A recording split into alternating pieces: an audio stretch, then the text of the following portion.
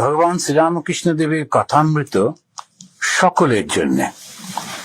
যখন সন্ন্যাসীরা এই কথামৃত পড়েন তারা প্রচন্ড উৎসাহিত বোধ করেন, ত্যাগের পথে উৎসাহ বোধ করেন।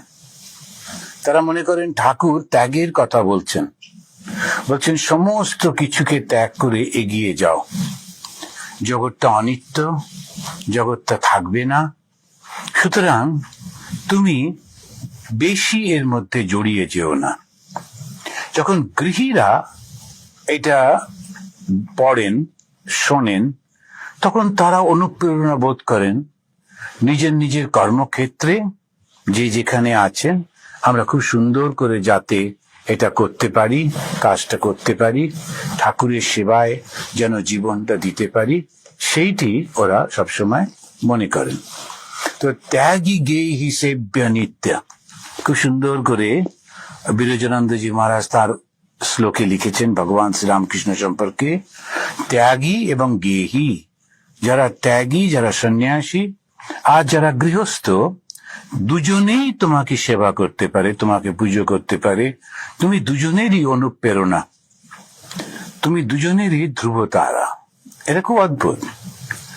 একদল তারা যাচ্ছেন যারা সংসারের থেকে সংসারের মধ্যে সবকিছু করবেন, আবার আরেক দল তারা সম্পূর্ণ ত্যাগ করে তারা ঠিক উল্টো পথে যাচ্ছেন।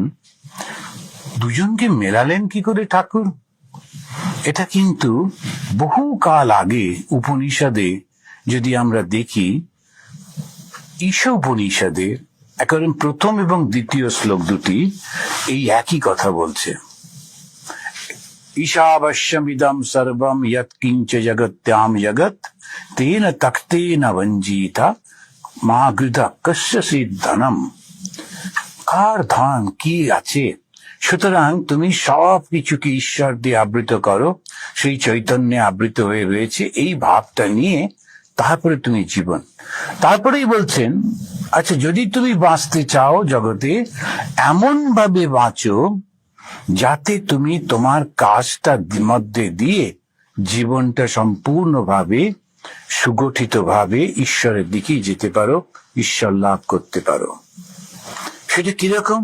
তখন কর্মযোগের কথা বলা হলো, সমস্ত কর্ম করো কিন্তু কর্মের সেই ভোগটি নিও না। খুব সুন্দর করে, কারণ কর্ম ছাড়া থাকা অসম্ভব, কর্ম ছাড়া কে থাকতে